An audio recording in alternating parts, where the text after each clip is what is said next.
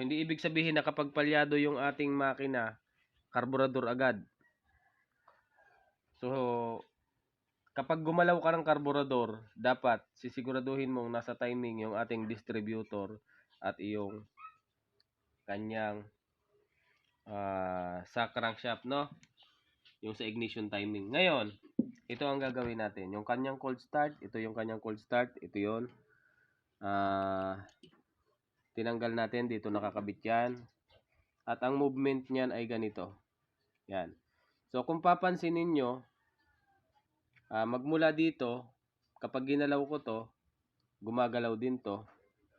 At gumagalaw din yung ilalim.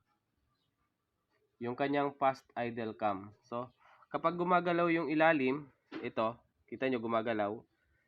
So, ibig sabihin, nandito yung kanyang adjustment ng kanyang cold start. Bukod dito, meron din dito. So, ito.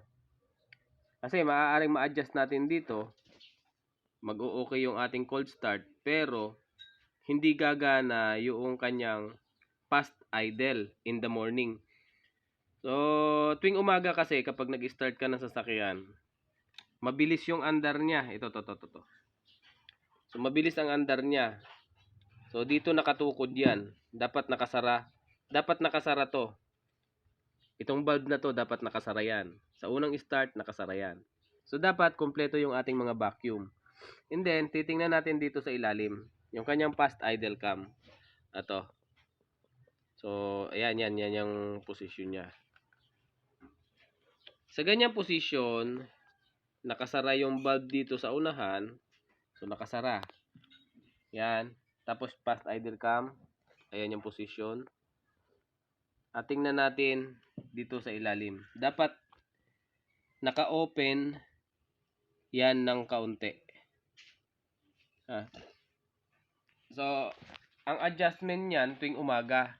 Hindi po natin maaayos ang cold start kapag ginawa natin na uminit na yung makina. So, kailangan malamig yung makina, inaayos yung cold start. So, pinipihit yung screw na to. Ito ay para sa cold start, no? Yung cold start niya ito. Dito ka mag-a-adjust kasi kailangan pag andar mo sa umaga, mabilis. 1,000 RPM during cold start. At kapag uminit na yung ating makina, ang mangyayari kapag uminit ang makina, ang magiging movement ng ating cold start ay magkakaroon ng vacuum. Hihilahin ni vacuum ito. So, ito yon. Itutulak nito, itong cam na to, para mag-open yung valve dito sa air horn. Ito. Ayan, mag-o-open yan. At kapag nag-open yan, yan. Pagpalagay natin nag-open. So, sara natin uli. Tingnan mo dito sa fast idle cam. Isasara ko. Yan, nakasara. Kapag nag-open, gumana yung ating cold start. Pansinin nyo, gagalaw siya. Ayun, gumalaw. Diba? Gagalaw siya. At kapag gumalaw yan at nag-open itong ating air horn, kapag nag-open yan, ibig sabihin, bababa na ang ating idle sa 800 RPM. So, magmula sa 1,000 RPM, bababa siya ng 800 RPM. So, ayan, pansinin ang movement. Ito yung movement ng ating cold start. Ayan, yung ating fast idle cam.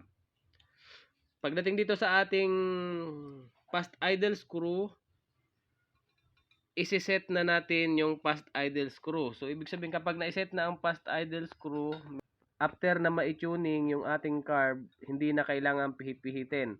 Once kasi na nagpihit-pihit tayo, magbabago yung timing at kasamang nagbabago ang timing ng ating ignition timing.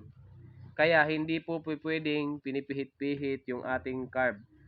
So, ang pwede mo lang pihitin sa ating carb ay itong kanyang sa air mixture, no? Yung sa air. Ito. So, 1.5 turns. 1.5 to 2. Yan, ito lang yung pipihitin at ito. So, after na ma-tuning, hindi na pwedeng bagu-baguhin para hindi magkaroon ng problema. At kung hindi ka naman sigurado sa iyong pagdi-DIY, no? At medyo nahihirapan ka, ay magtawag ka na ng iyong pinagkakatiwalaang mekaniko. 'Yon ha.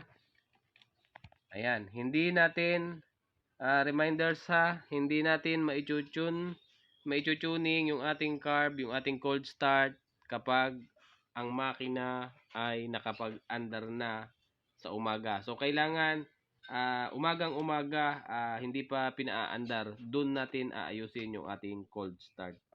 Ayun. Okay. So i-set na natin ito at sana ay may natutunan kayo sa ating vlog for today's video. Ayan.